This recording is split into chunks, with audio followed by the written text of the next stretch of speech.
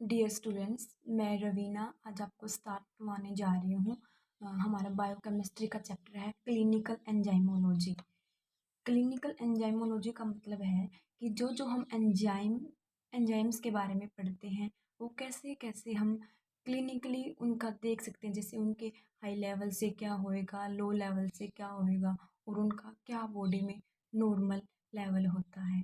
चलिए तो हम स्टार्ट करते हैं। फर्स्ट ऑफ ऑल डेफिनेशन देख लेते हैं आइसो एंजाइम की। Iso enzyme, enzyme that occurs in different form. Iso enzyme क्या होते हैं? वो एंजाइम हैं जो कि पाए जाते हैं अलग अलग फॉर्म में।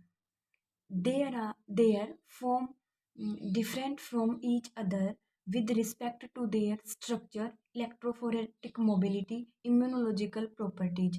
जो ये अलग अलग फॉर्म होती है एंजाइम की, ये एक दूसरे से अलग होती है। किस किस रिस्पेक्ट में? उनकी स्ट्रक्चर, इलेक्ट्रोफोरेटिक मोबिलिटी और इम्यूनोलॉजिकल प्रॉपर्टीज में।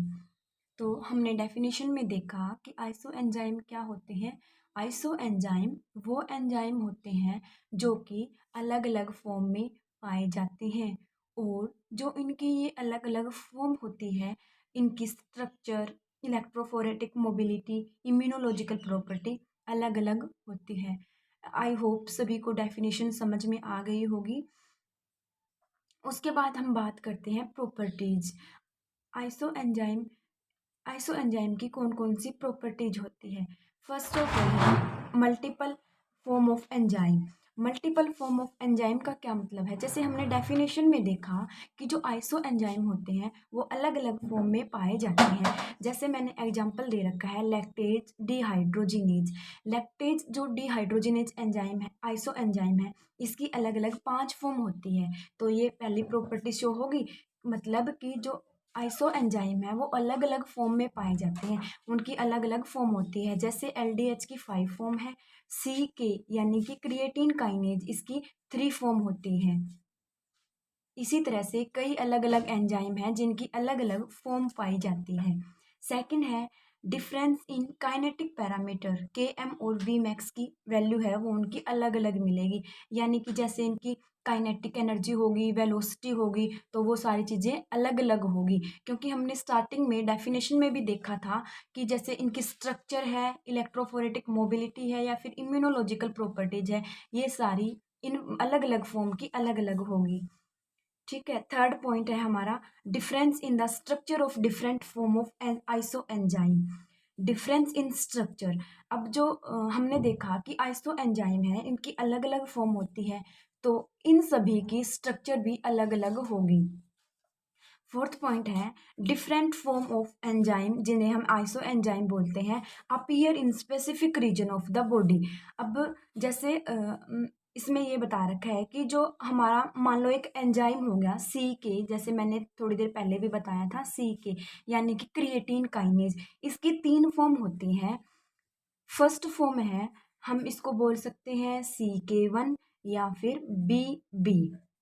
तो इसका मतलब ये क्या है, हमारी बॉडी में स्पेसिफिक है। ये कहाँ पाई जाती है? ये ब्रेन में पाई जाती है। ठीक है। और सेकंड है CK2। CK2 का मतलब है M और B। तो ये हमारी बॉडी में कहाँ पाई जाती है? हार्ट में पाई जाती है।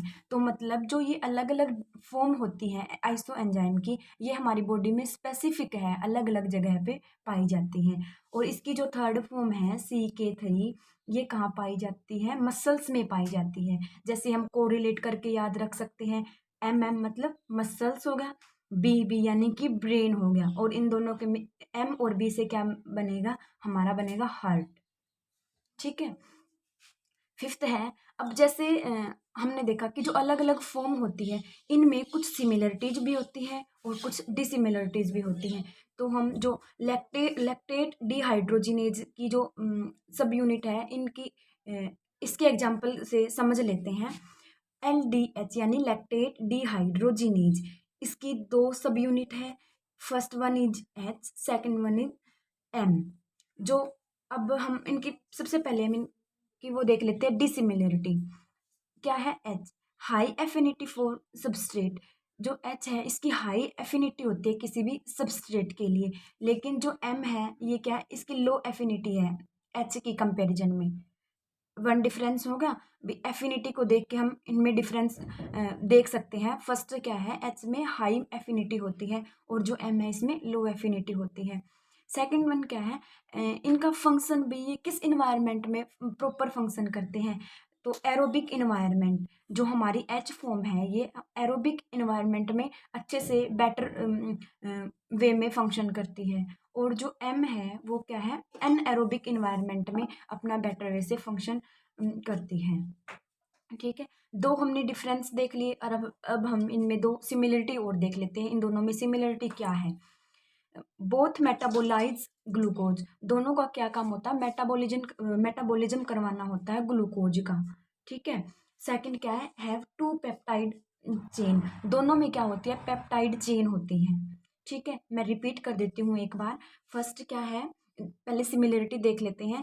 जो एच सब यूनिट है लैक्टेट डिहाइड्रोजिनेज की, उसकी हाई एफिनिटी होती है किसी भी सबस्ट्रेट के लिए, लेकिन जो एम है इसकी एफिनिटी लो होती है एच की कंपैरिजन में।